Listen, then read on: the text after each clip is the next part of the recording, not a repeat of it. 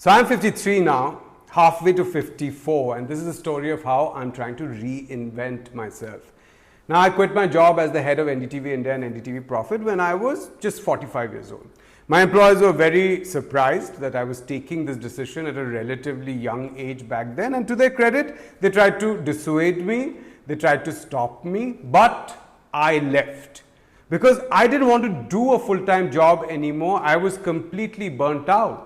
I also had the confidence back then that if required, push comes to shove, I would get another job very easily, which is true. I got a lot of offers which I didn't take at that time. And that was possible till 2 or 3 years ago. But now I know that even if I wanted a full-time job, I wouldn't get one. Like many people of my age, I'm now too expensive to be put on a regular payroll by a corporate who's trying to cut costs. So yes, corporates and startups do pay me to consult with them and use my long experience to advise them, but they would rather use someone younger and less expensive than me to handle their day-to-day work. And I'm not alone here. I know many people who are around my age or even a little younger who have now moved into consultant roles. Either because the long hours had taken their toll and they didn't have the energy to continue to do this work any longer, which happens in corporate sector, or what is increasingly happening in the past few years, they have been eased out of their positions. The age at which you are becoming redundant to a corporate or made to feel that you're a liability now is actually going down every year. I now hear of 40-year-olds being told that they have now risen to as high as they could have on the corporate ladder and they can't expect any raises anymore or any promotions. In fact, in many cases, older employees are being told to move to 3-day or 4-day contracts with a commensurate pay cut and obviously no promotions or hikes after that. And as I've been saying in many of my videos, and here you should be able to find one, click here if you want to watch one of those, AI is increasingly making it much worse, especially for middle managers. But one can sit and mope and cry and give up hope, or one can pull oneself up and say, I will face this, I will do something about it. And what better day than today to seize it, seize the day, carpe diem. So this video is not about giving some self-help gyan to people. It is about my own journey over the past year or so. It is a journey of trying to reboot myself at 53. It is not easy. It has been a struggle. It will be a struggle. But now after a year or so of doing it, I'm more confident now than I ever was. And I can say that I'm more positive than I ever was, which is a tough thing for a middle-aged Bengali man to be, by the way. So as this thumbnail would have told you already, that central to me reinventing myself is AI, artificial intelligence, as odd as it may sound. Now, I subscribe to 3 AI platforms, ChatGPT, Google's Gemini and Perplexity Pro, which I get free right now with my Airtel connection. It will be there for about a year. I will tell you how I use them in greater detail in just a minute, but before that, I want to talk about some extensions, AI extensions that I use. I subscribe to an AI extension for PowerPoint. I upload the text that I've written and the AI converts it into a beautiful presentation with great pictures and images. I just have to tweak it here and there, change a few words, change an image, and it is ready in 10 minutes. There's a 5th AI platform that I use, and that is for editing these videos that you watch. It reduces my work by at least 80%. What used to take 5 hours is done in 15 to 20 minutes at best right now. So I'm spending about 7,000 rupees a month on AI tools, which is quite a bit. What have I given up on to be able to afford this? First is eating out. I've reduced it significantly. I haven't changed my phone in many years now. I look for cheaper alternatives for many things where I used to habitually go for the more expensive version earlier, back when I was earning big bucks. And let me tell you, they're more or less the same. The cheaper version is more or less the same as the more expensive one. And I stopped my subscription to a couple of streaming platforms. This has actually been great for me because now I read a book at night in bed before I go to sleep, and more often than not, it makes me go to sleep as well. But seriously, I now read more books, and I usually read them on Kindle instead of staying awake and binge watching some rubbish series. So I've got back into the habit that I had as a young man of reading a lot of books. In the past 1 year that I'm talking about, I think I've read more books than I did in the past 10 years before that. And not AI, but technology is helping me in this. I recently reread War and Peace, for instance, which I had last read when I was just 17 years old.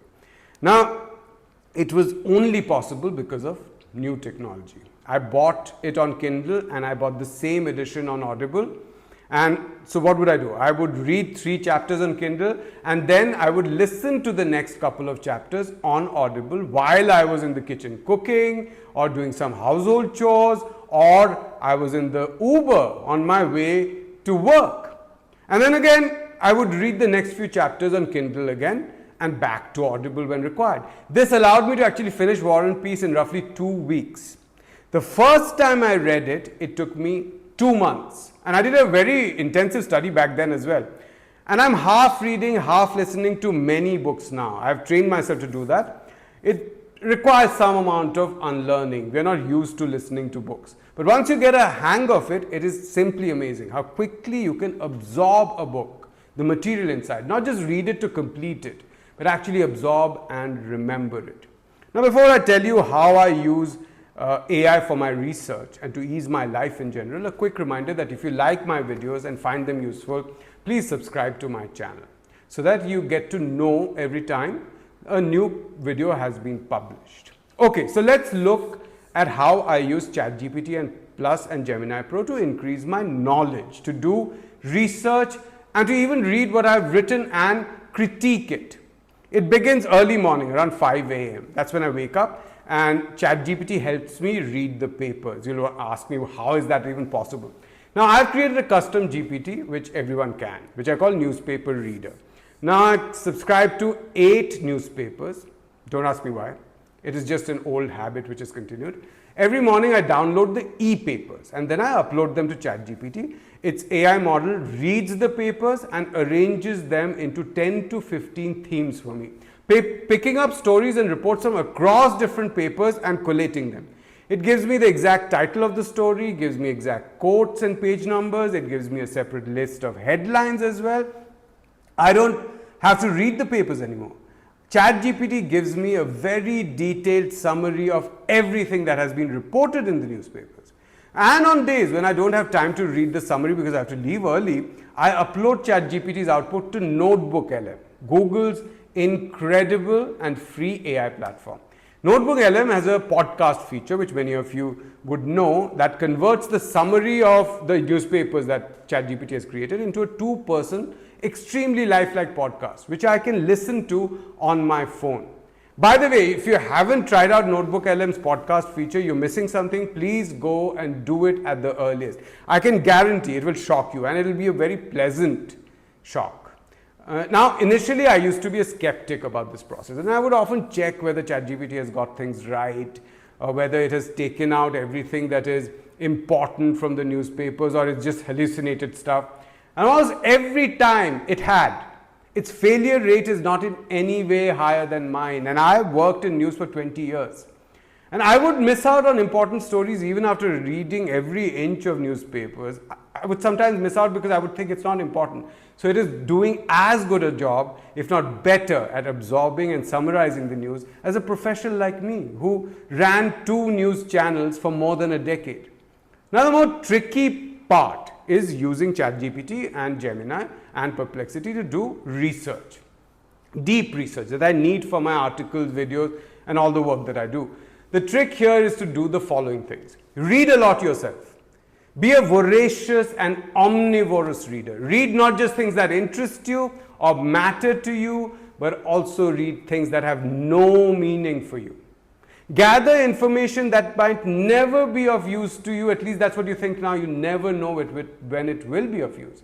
This will help you immensely as AI takes over in general research and even generating reports and documents. You will be one step ahead.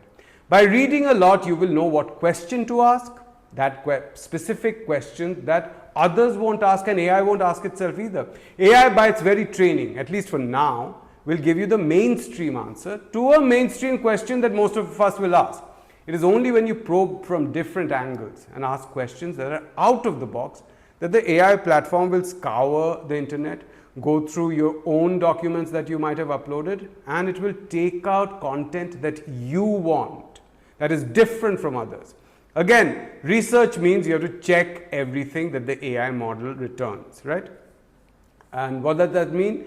That I have to go through every source that ChatGPT and Gemini gives as links. I use these platforms actually as research assistants rather than as producing final reports for me. They find things for me to read, they do the archival work and collate material that would have otherwise taken me days to find. I can, for instance, now upload Excel sheets with 500 pieces of data and ask the AI model to make specific calculations for me and compile them in a separate Excel output for me to download. All I have to do after that is check whether they are fine. At least half of the work is done by the AI platform, and most probably it's doing much more than that. What this has done is that it has made me at least 5 to 6 times more productive than I was earlier. The videos I do or the articles that I write, as I told you, are heavily data dependent and data driven. I don't do too much opinion or rhetoric. Earlier, for every video that I made or an article that I wrote, I spent at least a day just doing the research, and often much more than that. In fact, I developed a method of just going through CMI data or government data whenever I had nothing else to do and crunch the numbers and save it on my laptop as Excel sheets. And if I go through my laptop even now, there are hundreds of such Excel sheets that are lying in there which I have crunched in the past. Now the time and energy, and it's very important when you're older, the time and energy required to do that kind of heavy data-based research has now reduced to 50 to 60% thanks to AI, which is doing that work for me. Even YouTube has become much easier thanks to the AI built into it, what YouTubers call the algorithm. This is why I am able to make these research intensive videos that you'll find on my channel. I'm able to make them and produce them much faster than I would have otherwise been able to. I also use AI to learn new things. For instance, I might read a book or a paper, which I then upload to ChatGPT or ask it to find on the internet.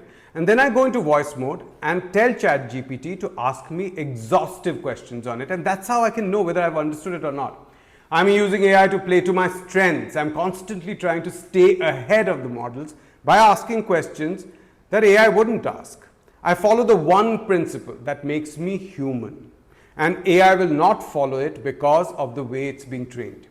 It is what the philosopher Soren Kierkegaard called the omnibus dubitandum est. Everything is to be doubted. This is what works for me. And of course, I use AI, like many of you probably do, for everyday tasks and sometimes very interesting ways. For instance, I might open my fridge and find an odd combination of vegetables in the vegetable tray, and I don't know how to combine them to make anything, any kind of vegetable. And I'll tell ChatGPT to create a recipe from those vegetables for me to cook, and it does an incredible job. I ask it specific questions, for instance, that when should I add salt to my pizza dough? And ChatGPT gives me the answer, and the answer, if you don't know it, is that you knead it without salt first, rest it for 15 minutes, and only then add the salt to it and knead it again. This allows gluten strands to develop first, all right? ChatGPT told me this. And it has made me a better cook as well. So these are my strengths, which I'm making even stronger by using AI. It might be something else for someone else who might find themselves in the same boat as me or not, right? Maybe you are watching this video right now, are also thinking about using AI and how to use it. One thing is for certain, AI valuations might crash, the stock market bubble around it might burst, but AI is here to stay. Much like the internet only increased its presence after the dot-com bubble burst. We have no option but to embrace and use AI in our lives, even as it disrupts everything around us and causes huge job losses. That will happen too. The sooner we do it, the sooner we master the AI tools available to us, the better it will be for us. Not just for middle-aged 50 plus people like me, but everyone, and especially for Gen Z folks out there. And what better time to do it than when these tools are available at such highly subsidized rates, and this is not going to continue for long. Okay, that's it for today. Do subscribe to my channel if you like this video, and have a great day.